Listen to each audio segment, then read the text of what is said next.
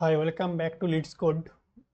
So in this video, I am going to discuss the third problem from today's weekly contest 501, that is minimize array sum using divisible replacement. So the problem statement is pretty straightforward, that you are given an integer array nums. You can perform the following operation any number of times. So what is the operation actually we can do? That is choose two indices a and b such that nums of a modulo of nums of b equal to 0. That means nums of a is divisible by nums of b. Then only the modulo of nums of b it will be 0, right? And then next operation actually we can do, that is replace nums of a with nums of b. Return the minimum possible sum of the array after performing any number of operations.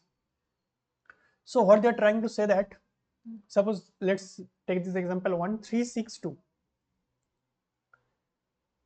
362. Okay, so suppose first of all 3, any number is present in this array that actually can divide 3. No.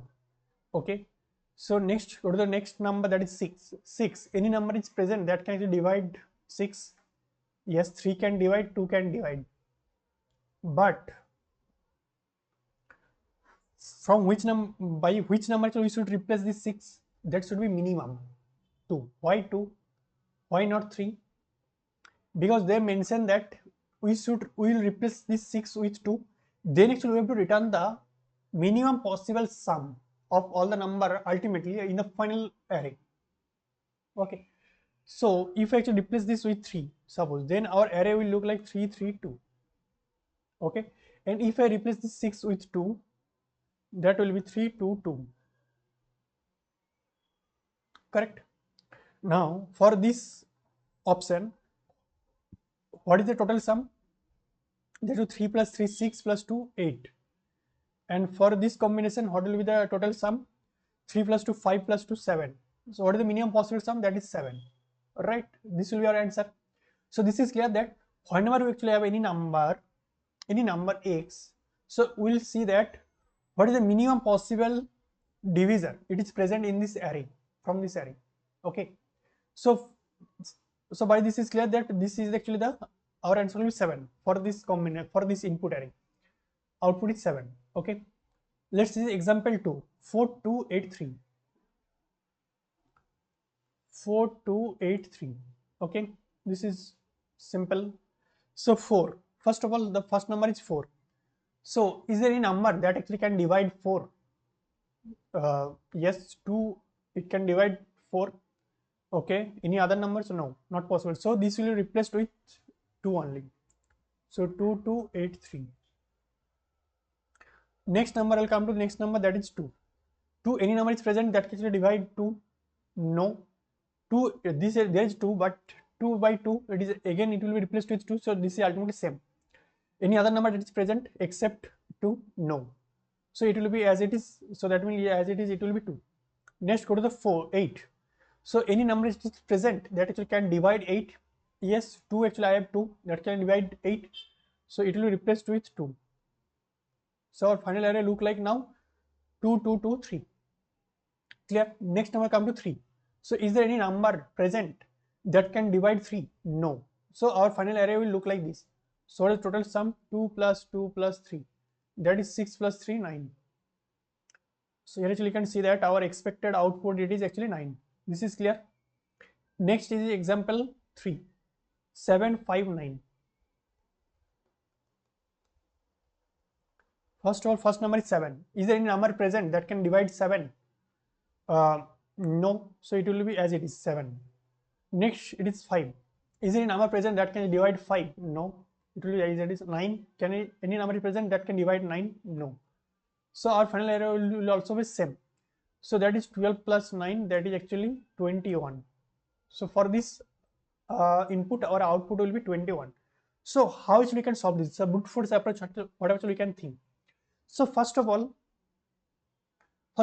any number x, or suppose array of I want to know that is there any divisor present. Suppose a of j that can divide this current number a of I modulo of aj equals to 0. So we have to find out any j is present. So that can divide this current I, or current number a of I, array of I. Okay, I'll check that. I have to check that.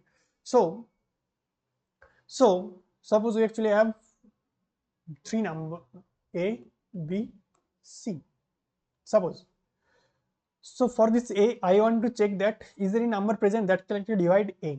So that's why again I have to iterate all of the numbers present in this input array.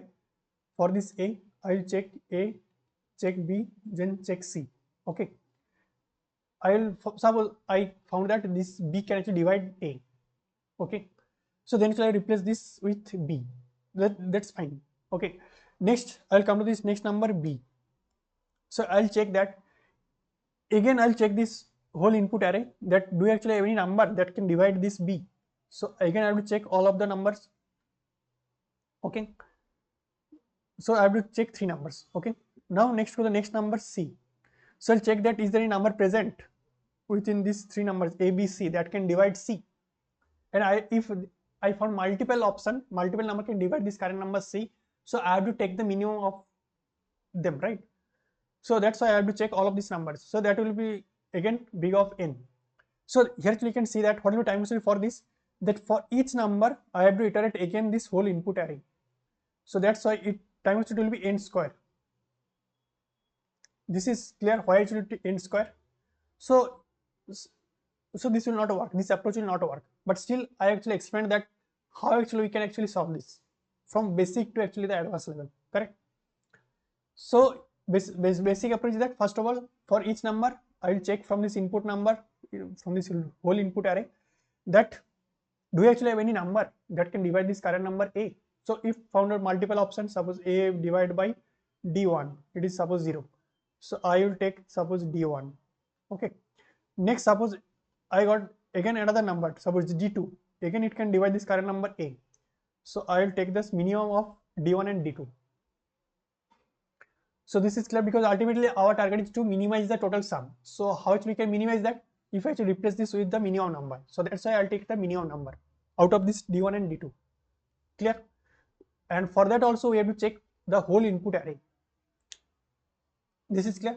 So that's why the time series will be n squared. So it will not work. So how actually we can optimize this from this approach? Here we can say that for each input number I have to check the whole input array every time. For this b also I have to check a, b, c, all of this number. Now what actually we can do that if I sort this array, suppose 1, 2, 3, 4. After sorting, this is our input array look like this. So that means if I want to find out any divisor that should be present in this left hand side, because ultimately right hand side there should not be any divisor for this any number, right? So here actually you can see that for 1 there should be any divisor in the right hand side. No, it should be at least greater than equals to this current number. It may be same, but it cannot be smaller than this current number, right? But our target is to replace with the minimum number or the smaller number, right? So that's why I will actually store in a set whatever the numbers I have seen till now. Okay, suppose for 1, okay, 1 cannot be actually replaced with any other number, so it will be still same, and in the set I will store 1. Okay, next I'll come to the next number 2. So then I will check that what is the divisor of 2. That is 1 is 1, another is 2. Okay, so I'll check that do I actually have 1? Do I have just seen 1? Yep. If yes, it is true, that means this will be our answer. Answer means this will be this current number 2 will be replaced with 1. So here you can see that yes, I have seen 1. So this will be replaced with 1. Correct? And this 2 will not be inserted into this set because this is already replaced with 1. Correct? Now I'll come to the next number 3. Okay. So what is the divisor for 3? 1 is 1, another is 3. Okay. So there are only 2 divisors for 3. Okay. So now first to check what is the minimum divisor, that is 1. Have I seen actually this 1? Yes. So this will be again replaced with 1. Okay. Next for the next number 4. So 4, what is the divisor for 4? One is 1, another is 2, another is 4. Correct? So what is the minimum divisor? That is 1. 1, have I seen this number previously? Yes. 1 is present. So this will be again replaced with 1. So ultimately our total sum, it will be 4. This is clear. Now actually you can ask me that how actually optimize this, right? So first of all I have to sort this input array. So we all know that to sort an array it will take NLogN, right?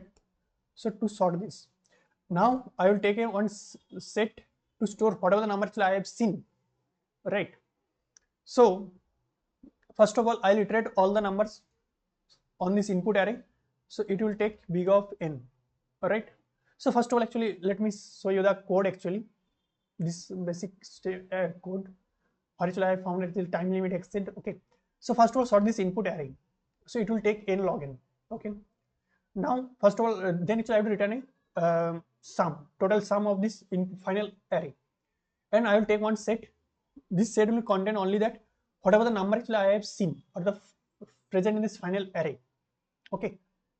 Now actually I am iterate in this input array. It's sorted. This is already sorted. So first of all, this is the current number. It will be best is I. Suppose the worst case is we cannot replace this current number. So that is our best case. That is the number will be I. Okay. Now check that. Do you actually have any better divisor?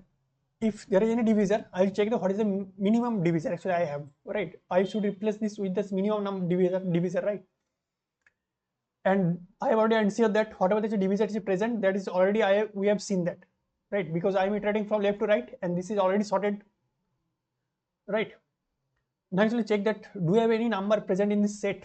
That means this is false. That means we actually have some elements. So then need to check that whatever the divisor actually present in this for this current number. Okay. So we all know that how actually we can find the divisor of this current number. So I'll just start from 1.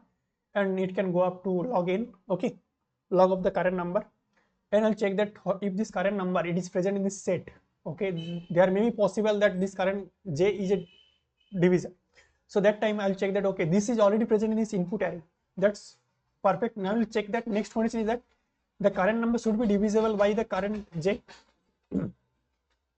So that's why I modulo of current j, it should be 0.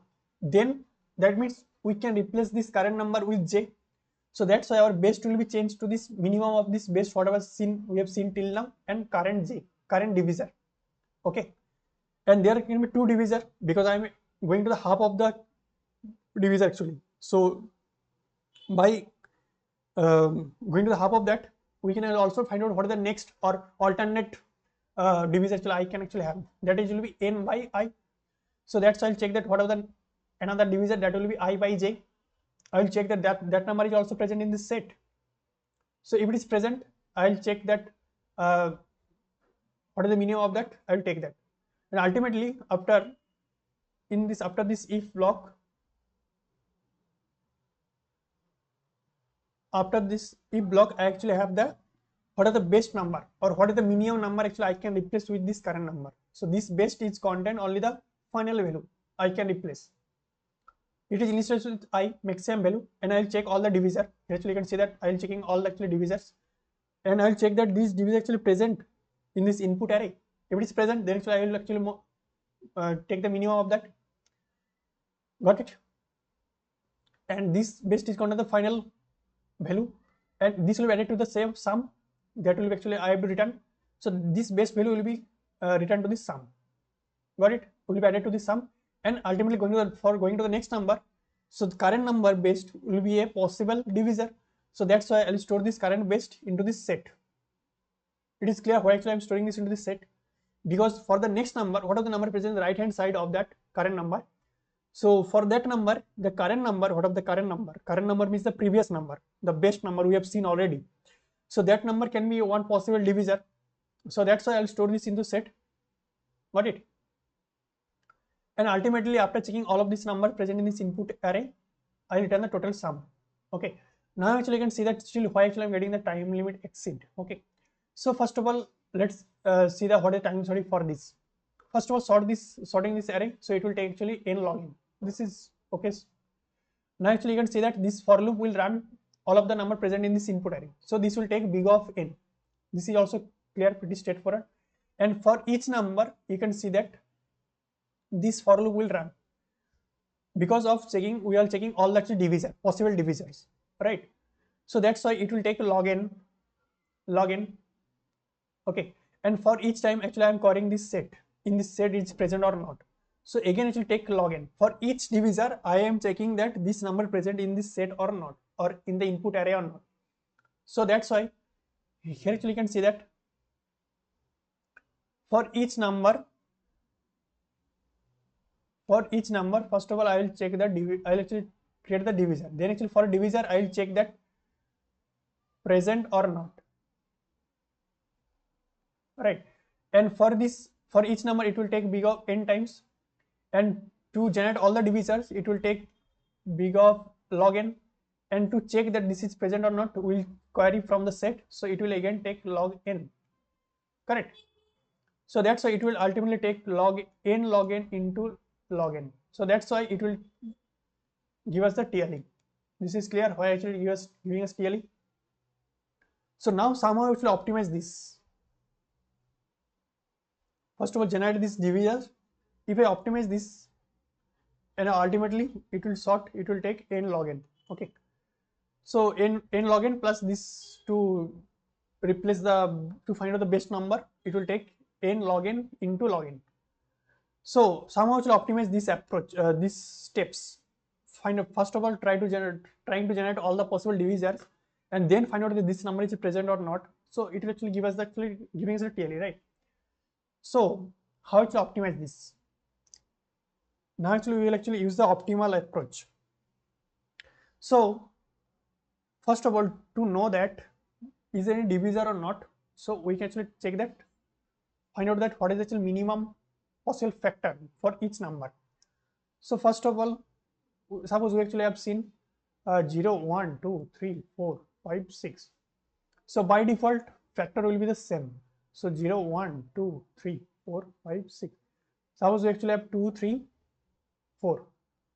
In this input array we actually have 2, 3, 4. So what is actually the final array? It will look like this. 2, 3, it will be replaced with 2. So ultimately it will look like this. That means 2 will be same as 2.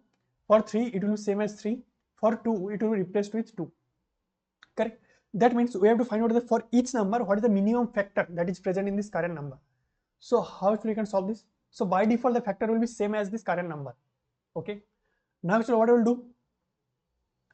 First of all I will check this 2. Okay, this number is 2. Okay. So 2 it will be same as it is 2. Now next number it is mean that is divisible by 2, that will be 4. 4, it is still 4. That means we have not seen any smaller number that is smaller than 2 that can divide this current number 4. So that's why it is still 4. So that's why it will be replaced with 2. Okay. Next number it is 6. Suppose whatever the number is divisible by 2, that is next is 6. So this is also still 6. That means we have not seen any number, any smaller number that is smaller than 2 and can divide this 6. We have not seen any number, so that's why it will also replace with 2. Okay, clear? So here you can see that after this exploring with the number 2, from this array we can check that what is the number for any number, what is actually the factor or what is the smaller number it will be replaced with. So for this 3 it is still 3. Okay. For this 4, what will our answer? It will be 2. Clear? For this 5 it is still 5. Now next number actually I have suppose 3. It is still 3. So it will not be replaced with any number because this is already 3. 3 cannot be replaced by 3. It will be same as it, right? We can replace it, but anyway it will be actually override with this 3. Next number is divisible by 3. That will be 6. So that is already replaced with 2. That is smaller than 3. So should we actually replace this? No, because ultimately our target is to minimize the total sum, and that will be actually the only possible if we replace with the minimum number, and we have already replaced with the minimum number 2. Got it? So this will be as it is 2. Next number it is 4. 4, it is here actually you can see that this is already replaced with 2. Correct? Now this is already replaced with 2. Should I actually replace any other number? No, because this is already replaced with 2. That means we have already explored one common number that can divide 4. And in future also, why you can ask me why actually we do not override this current number 8, factor of 8, because it is not needed, because 2, if it is current number 4 is divisible by 2, then 8 is also replaced by 2. This is clear. If current number is divisible by this number, and if we already explored this 2, and for any number, future number that is divided by 4, that is already explored, that will be already explored. Correct. I hope this is clear. So from this array, it will take actually um, big of n, as actually overriding all of this actually, and it will take actually log n. So we'll see that, but the approach is clear, right? That what actually we'll do. So after this step, we actually from this array we can easily find out this constant time, that whatever the number actually I actually have, it will be replaced by which number, correct? In constant time we can actually explore that, we can query that, right? Now, so for each number big of n in constant time, we can actually check that it will be replaced by which number, correct? So that's why it will actually take ultimately n. Okay, but still let's see the actually code, then actually we actually check that what is the total time velocity it will take. So first of all, I will check what is the maximum element I have seen, maximum number I have seen in this input array. Okay, so now actually I want to know that for this each number present in this range, and what is the minimum factor. Minimum factor means it will be replaced by which number. So that's why max plus 1, and by default suppose it is replaced by 0. Okay, now I know that from 0 to max, by default the factor it will be I, current number I. Okay, so now actually what actually I have to do, I have to pre-calculate. That means whatever the number actually I have seen in this input number, I actually mark this whatever the number divisible by current number, and override with this current number that which number it will be replaced. Okay, once again. So I actually have seen current number, suppose from this input array I will check which number is divisible by I, that means j is suppose divisible by I, and this is already suppose already actually overridden by something other number. Actually suppose current number is 3, and we were already actually overridden this with 2, suppose. So I have to check that this factor of j, if it is still j, then actually we will override with this current number I. That means this current number j, it will be now divisible by I, and this will also, whatever, if I want to query that what is actually ultimate number, it will look like this up in the final array. So it will actually, I will get this from this factor of j, correct?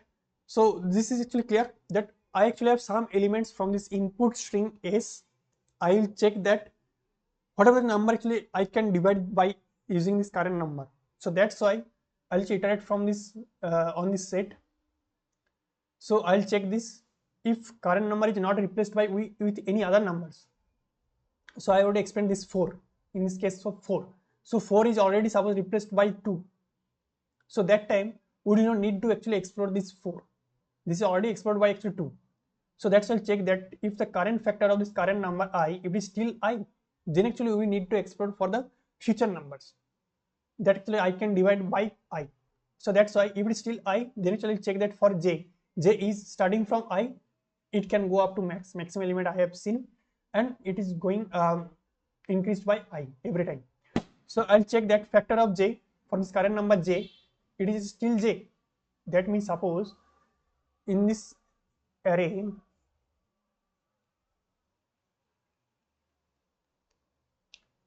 0 1 2 3 4 5 6 7 8, suppose we have seen 4 and 8. Okay, so it will be 0 1 2 3 4 5 6 7 8. Okay, so 4 it is still 4. Okay, and 8 it is still 8. So whenever I encounter this 4, so I'll mark this 8 as 4. That means this will be replaced with 4. Okay, now actually whenever I come to the next number 8, so I'll see that okay, this is already 4. This is not 8. That means we have already encountered any number, smaller number that actually can divide this 8. So that's why we don't need to export the other numbers that can divide 8. Right? So that's why I'll check that if it is j, that means it is not actually overridden by any other numbers. So that's why I'll actually override this with I. Correct? So after this for loop, I actually have this from this factor array, which for any number I can actually in constant time I can query that in final array what number actually it will replaced. It will replaced by which number. Correct? So ultimately long sum that actually I will return initialized to 0. Now actually I actually iterate on this input array nums. Okay, I'll see that what is the factor from this factor array for this current number I. So this factor I actually store that what is the final number it will be replaced. Minimum factor. It will be replaced with by which minimum number, and it will be added to the sum vector, sum variable. Correct? And ultimately return this sum. So now actually you can say that what is the time step for this. So this will take big of n in worst case. This for loop will take also big of n. This set actually take NLogN because this is sorted, so ordered set. So this will take NLogN. Okay, that's okay. This for loop will run on this set. So again, worst case is all number actually is unique, so it will take big of n. And for this will take big of n, and for each number actually iterate from this. So again it will take actually log n because it is actually factor by I, because it will jump by I. Correct? So it will take actually NLogN, and now this for loop will run on all the numbers actually present on this input array. So again it will take big of n. Correct? So ultimately overall time step it will be NLogN for this case. Okay, and for other all of the for other for loops it will take big of n only. I hope this is clear. Any doubt, any suggestion, actually comment on that. And if not yet clear, please comment on that. I actually try to clear that on there also. And if you like the explanation, please like the video and follow this channel to get more actually editorial videos from Leetcode actually. Thank you. Bye bye.